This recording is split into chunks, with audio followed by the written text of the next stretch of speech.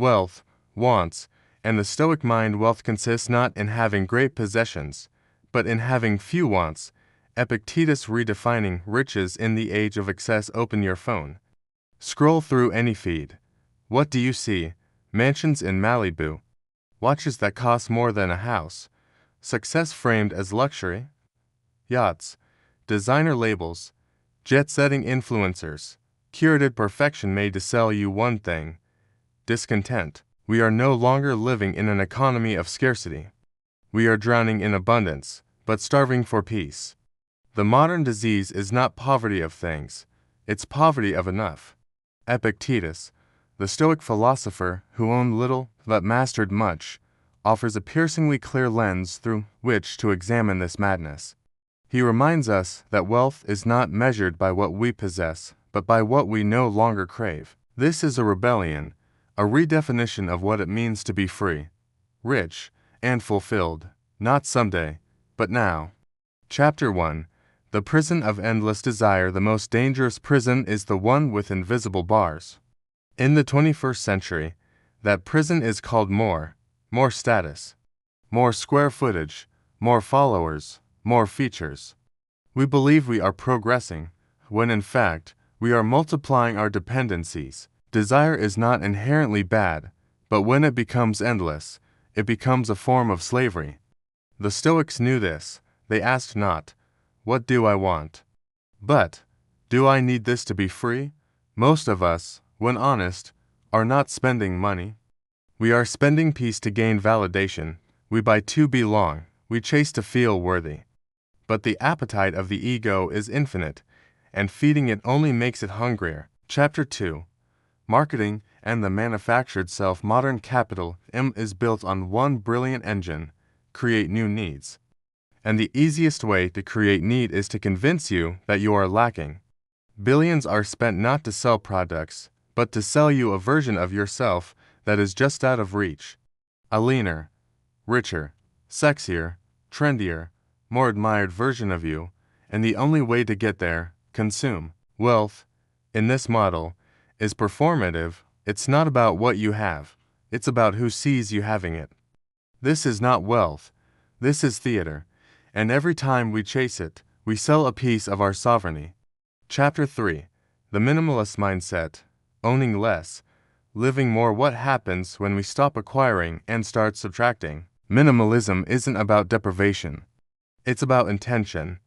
It asks, what truly serves my life? What aligns with my values? What helps me be free? True wealth is clarity, knowing what to say no to. The minimalist doesn't reject pleasure, they reject clutter. They live with space, not just in their homes, but in their minds. Each object you own is a silent contract. Every possession requires attention, maintenance, energy. Minimalism frees us from being caretakers of our own burdens. Chapter 4. The comparison trap. Social comparison is the thief of contentment. Once, we compared ourselves to our neighbors. Now we compare ourselves to the top 1% of influencers, billionaires, and celebrities every hour. This is not fair competition, it is psychological warfare. And the casualty is our peace. Stoicism teaches us to measure ourselves not against others, but against our own values. Are you living in alignment? Are you proud of your inner state? The moment we stop measuring our worth by the world scoreboard, we reclaim the only wealth that matters: self-respect. Chapter 5. Needs versus wants. A Stoic inventory. Try this exercise. List 10 things you think you need. Now strike out everything not essential for life, virtue, or peace. What's left is your freedom. Epictetus says we suffer not from what we lack, but from what we think we lack. Wants masquerade as needs. We chase convenience over clarity, novelty over necessity. He invites us to take inventory, not of our assets, but of our attachments. Chapter 6. The power of restraint. In a culture of excess, restraint is not repression. It is power. In a world that says indulge, saying enough is an act of rebellion. When you fast from indulgence, you rediscover joy in the simple. When you deny yourself excess, you reawaken gratitude. Restraint creates space, Not just physically, but emotionally. It's where you hear your real self whisper, beyond the noise of craving. Chapter 7. Digital Detox and the Economy of Attention. Wealth is attention. What you pay attention to shapes your life, but attention has been monetized. Social media doesn't want your happiness, it wants your screen time. A Stoic approach to digital life is radical. It asks, does this serve me? Is this mine to want? Log off, unplug? Reclaim your mind. There is a richness in silence, a clarity in boredom, a depth in presence. The less you need stimulation, the more peace you will possess. Chapter 8. True freedom is wanting what you already have. You have a body, a mind, the capacity to choose, to create, to love. That's wealth. Wanting what you already have isn't complacency, it's liberation. Epictetus reminds us, freedom isn't out there. It's in here, the ability to govern your desires, not be governed by them. You are rich the moment you stop needing more to feel enough. Chapter 9.